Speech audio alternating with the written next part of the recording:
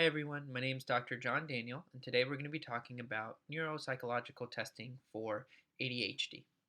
So, what we're really talking about today is what are some signs that I might need to get my child tested to see if they do have ADHD, and why would that even be helpful to know?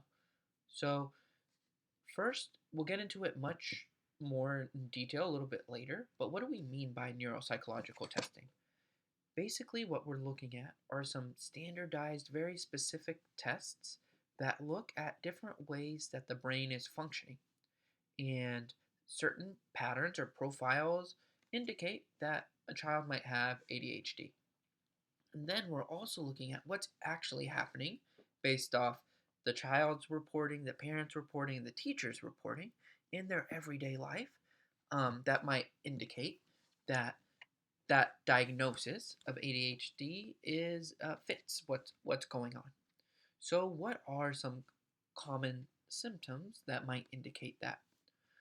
A lot of times, parents come in and they describe their child as not being motivated, right? Like pulling teeth to get them started on something, easily distracted, sometimes can't stop moving, always fidgeting or moving around, sometimes can't stay focused. But on the flip side of that, a lot of times we hear that they can really stay focused if it's something they care about. So maybe they don't have a attention issue. And that's really often the case is that when we talk about ADHD and attention in um, being a problem for children, we're not talking about not being able to keep my attention as much as we're talking about not being able to control what my attention is on. So, a lot of times, kids with ADHD, they have trouble controlling it or regulating it. So, when it's time to stop paying attention to something, that becomes hard. Or time to start paying attention or keep paying attention to something, especially if it's a little bit boring, that's what these kids find hard despite effort. And because of a lot of that and a lot of different more specific uh, processes that happen in the brain, they can show some behaviors like being impulsive, blurting things out, getting up out of their seat, knocking things over, forgetting to do things. And then sometimes, unfortunately, we find that these kids start getting a label as a bad kid or disobedient or selfish or not caring. These really big uh, labels being put on a child where really the issue might be stemming from this lack of control over my impulses or over my attention. So, another part of that too is when we talk about ADHD. So, what it stands for is attention deficit hyperactivity disorder. And one misleading part of that is the H being hyperactivity. Sometimes we see all those symptoms except for the hyperactivity. And that's a specific form of ADHD, and we call that predominantly inattentive. Basically, meaning without the hyper movement part, I still have trouble with the focus and keeping my attention going part. So, a lot of times, parents come in and at school, the kid might be getting in trouble a lot or missing assignments or be very disorganized, uh, messy backpack. Things don't get home from school. Things that are done at home don't make it to school. Um, those types of things at school. Some impulse control issues, blurting out, being talkative, easily distracted, and then at home, a lot of times we hear trouble transitioning, um, some talking back, some impulsive behaviors too, like knocking into things or uh, pushing or basically doing things without thinking them through. Um, these are kind of common profiles that we hear from parents. Now, when we talk about ADHD, we're not talking about an intelligence issue. So you could have ADHD and be very, very smart. Um, Basically, the intelligence is not related to the attention.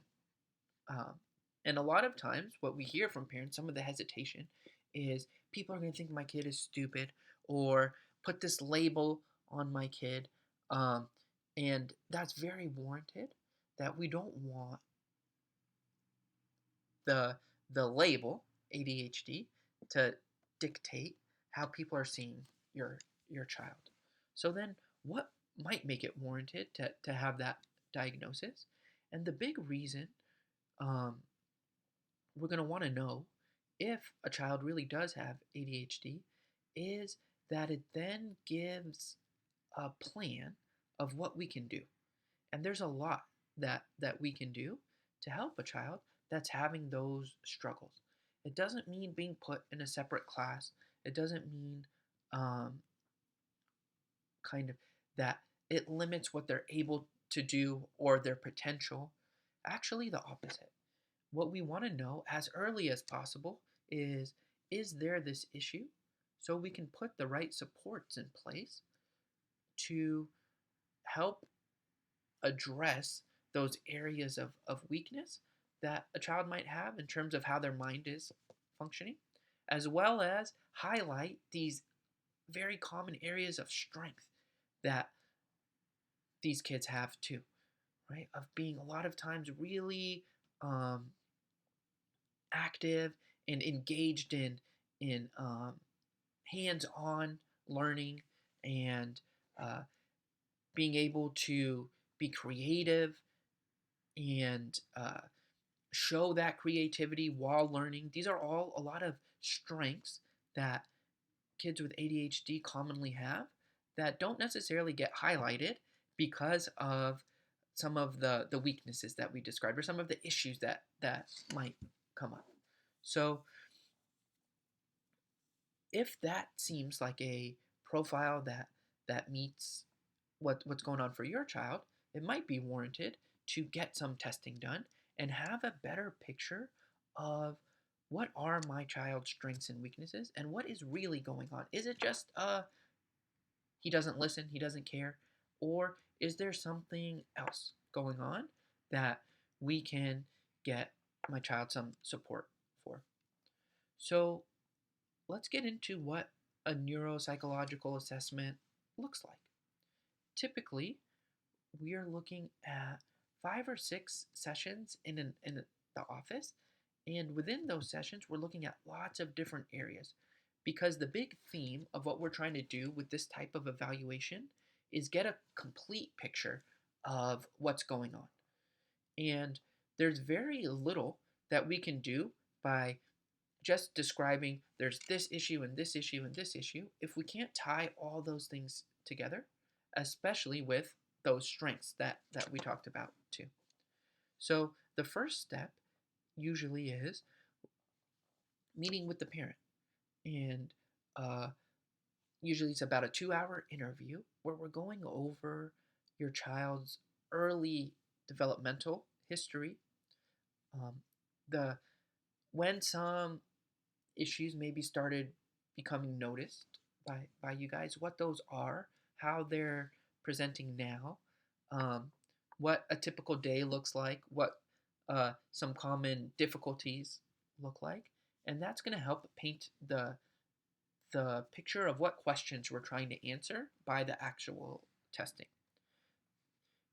Along with the interview, the parents are filling out some structured questionnaires too that also give us a picture of what might be going on for the child, as well as teachers. Typically, we want to reach out to the teacher, and they can also fill out questionnaires and do a short interview with us to also paint a picture of what's going on at school.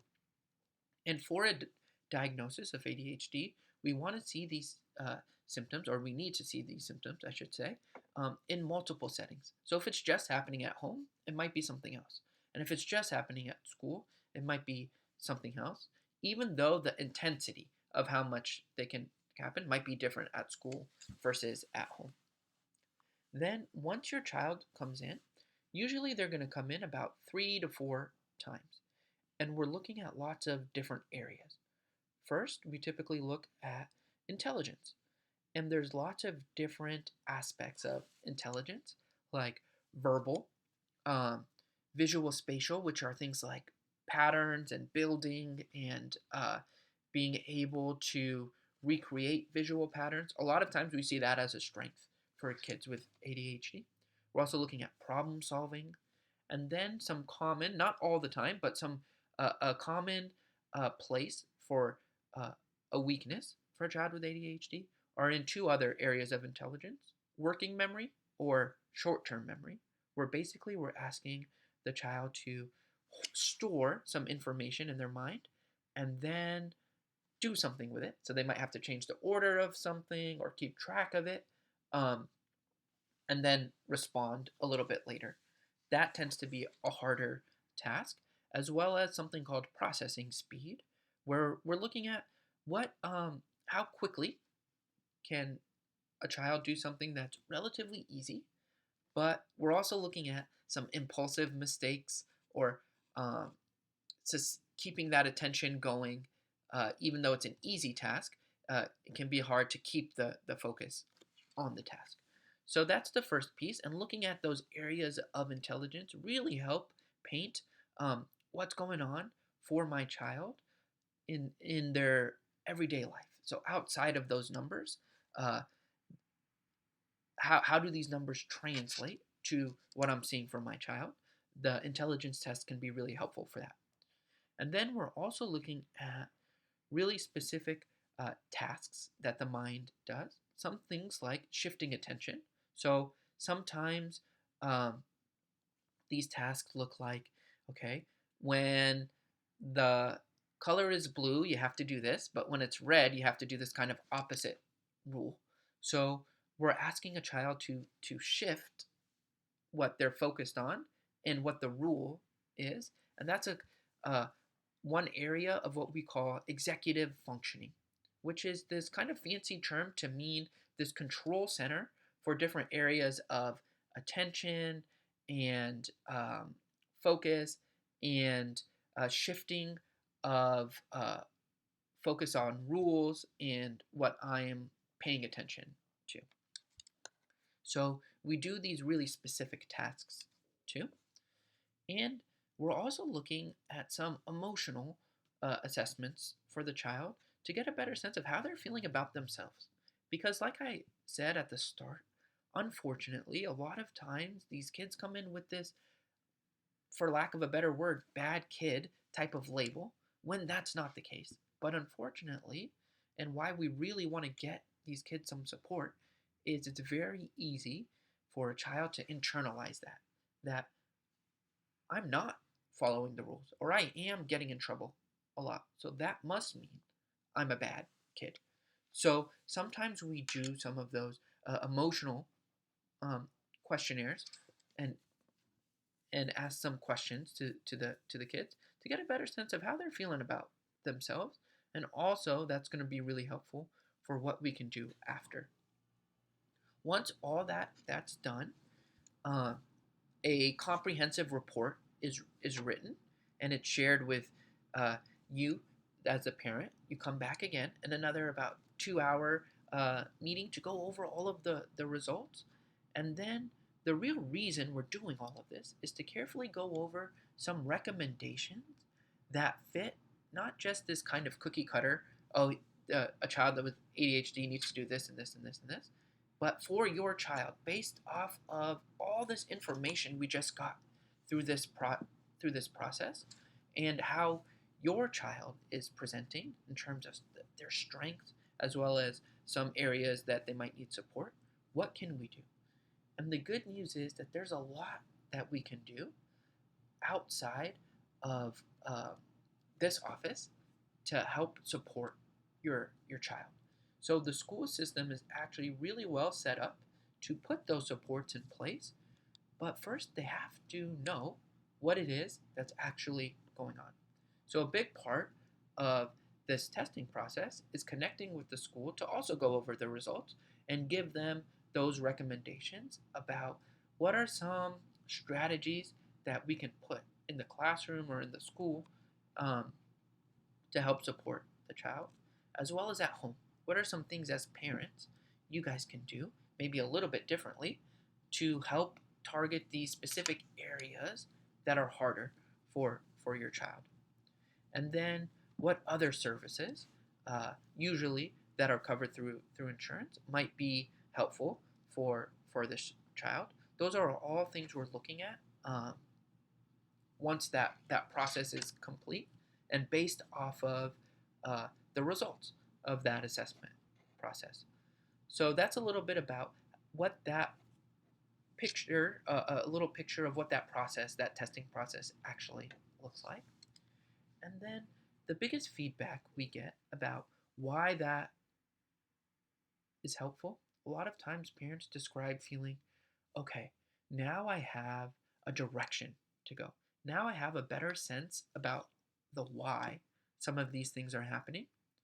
And as a parent, when we can better understand why something might be happening for our child in the moment, that maybe they're giving us a hard time, or that maybe uh, they're not listening, or it can feel less personal, less about, oh, they're being disobedient, or um, not a good listener, or and if I have this kind of foundation of what might be really going on for the child, I have a better chance of structuring things or responding to my child a little bit differently to help meet that need and make sure they're learning what it is that they have to do.